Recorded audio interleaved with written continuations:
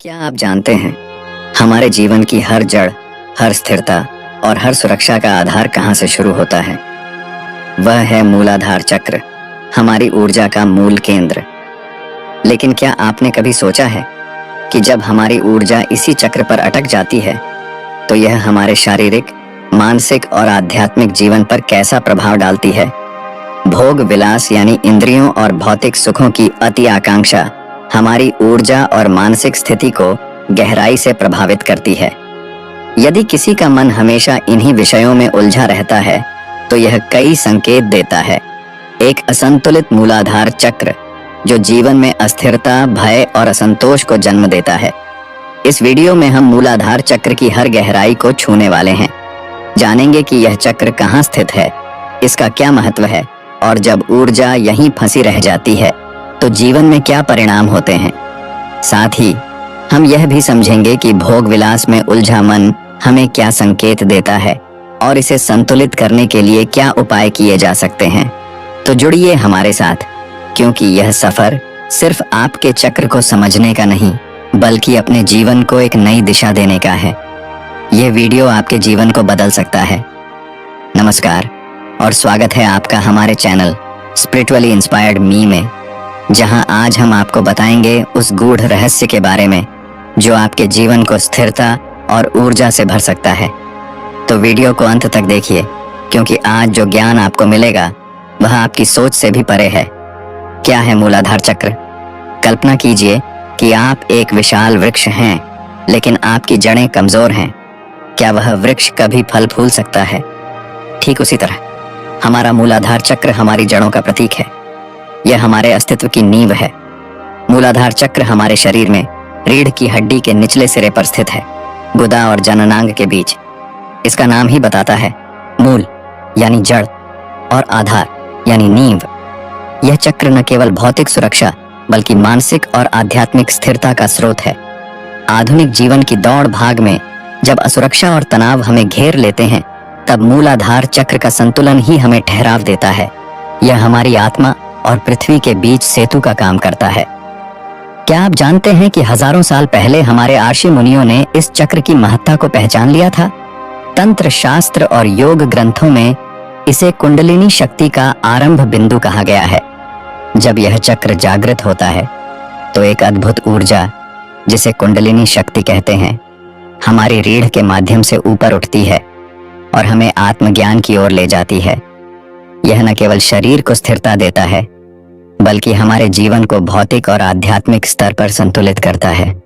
इतिहास बताता है कि जिन साधकों ने मूलाधार चक्र को जागृत किया वे न केवल अपने जीवन में सफल हुए बल्कि समाज को नई दिशा भी दी। क्या आपने कभी सोचा है कि धरती की स्थिरता और हमारी जड़ों का क्या संबंध है? मूलाधार चक्र का तत्व पृथ्वी है। यह धरती की तरह स्थिर, शक्तिशाली और सब कुछ सहने वाला है।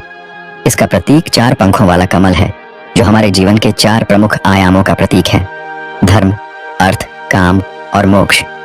इस चक्र का रंग गहरा लाल है, जीवन, ऊर्जा और शक्ति का प्रतीक। जब आप लम बीज मंत्र का जाप करते हैं तो यह ऊर्जा आपके भीतर जागृत होती है। क्या आप जानते हैं कि आपके शरीर का हर हिस्सा किसी न किसी चक्र से जुड़ा है? मूलाधार चक्र का संबंध हमारी रीढ़ की हड्डी, मलाशय, जननांग और पैरों से है। यह हमारी नींव है जो हमें खड़ा रखती है। लेकिन अगर यह चक्र असंतुलित हो जाए तो हमारे जीवन में स्थिरता खत्म हो जाती है। असंतुलित मूलाधार चक्र से पीठ दर्द, घुटनों की समस्या और यहाँ तक कि डर और असुरक्षा का अनुभव हो सकता है।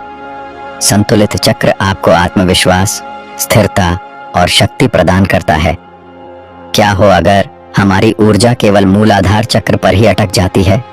मूलाधार चक्र स्थिरता और सुरक्षा का प्रतीक है, लेकिन जब यह अधिक सक्रिय हो जाए या हमारी ऊर्जा यहीं रुक जाए तो इसका असर हमारे मानसिक, भावनात्मक और आध्यात्मिक जीवन पर पड़ता है। आइए समझते हैं यह क्यों होता है और इसके परिणाम क्या हो सकते हैं। जैसे एक नहर में पानी का बहाव रुक जाए, वैसे ही यदि कुंडलिनी की ऊर्जा मूलाधार चक्र पर ही ठहर जाए तो यह कई समस्याओं को जन्म देती है। इसके परिणाम केवल भौतिक ही नहीं बल्कि मानसिक और आध्यात्मिक भी हो सकते हैं। अत्यधिक भय और असुरक्षा। ऐसा व्यक्ति हर छोटी बात में डर और अस्थिरता महसूस करता है। क्रोध और चिड़चिड़ापन। मूलाधार चक्र में फंसी ऊर्जा क्रोध और गुस्से को बढ़ावा देती है। आत्मविश्वास की कमी। ऊर्जा रुकने से व्यक्ति अपने फैसले लेने में झिझकता है और हर समय दूसरों पर निर्भर रहता है। कमर और रीढ़ की समस्याएं। मूलाधार चक्र का असंतुलन सीधे हमारी रीढ़ और कमर पर असर डालता है। पाचन और मलाशय की समस्याएं। ऊर्जा का रुकना शरीर के निचले हिस्से के अंगों में विकार पैदा करता है। आलस्य और थकावट। व्यक्ति शारीरिक रूप से कमजोर और निष्क्रिय महसूस करता है। आध्यात्मिक उन्नति में बाधा। कुंडलिनी शक्ति मूलाधार से उठकर सहस्रार तक पहुंचती है, लेकिन यदि यह मूलाधार पर अटक जाए तो साधक का आत्मज्ञान की ओर बढ़ना रुक जाता है। भौतिक सुखों में लिप्तता। ऊर्जा के यहीं रुकने से व्यक्ति का ध्यान केवल भौतिक सुखों और वासनाओं में लग जाता है। ध्यान और साधना में असफलता।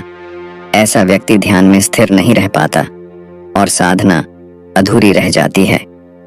अगर आपका मन हमेशा भौतिक सुखों में उलझा रहता है तो यह संकेत है कि आपको अपने चक्रों को संतुलित करने और अपनी ऊर्जा को ऊंचाई पर ले जाने की आवश्यकता है।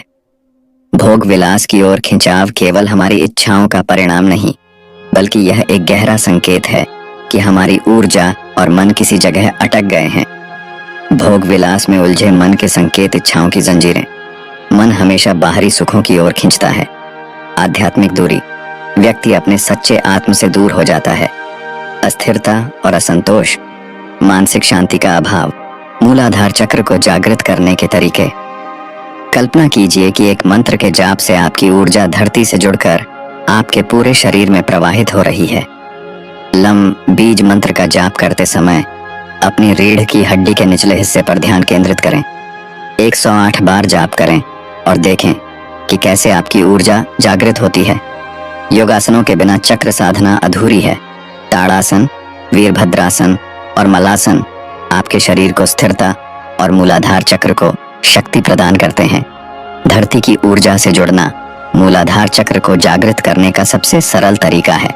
नंगे पैर घास पर चलें, मिट्टी को छुएं और प्रकृति के साथ समय बिताएं। चक्र साधना एक गहन और संवेदनशील प्रक्रिया है। जल्दबाजी या गलत दिशा में कदम आपको मानसिक और शारीरिक नुकसान पहुंचा सकता है। हमेशा किसी योग्य गुरु का मार्गदर्शन लें। याद रखें, ऊर्जा का सही दिशा में प्रवाह ही लाभकारी है। याद रखें, ऊर्जा को प्रवाहित करना ही जीवन का सार है। यदि यह रुक जाए तो जीवन ठहर जाता है। तो दोस्तों, अपनी ऊर्जा को जागृत करें, अपने जीवन को ऊंचाइयों तक ले जाएं और आत्मज्ञान की राह पर चलें।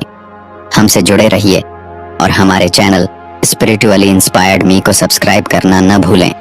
कमेंट में बताइए कि यह जानकारी आपको कैसी लगी और आप आगे कौन से विषय पर वीडियो देखना चाहते हैं। धन्यवाद।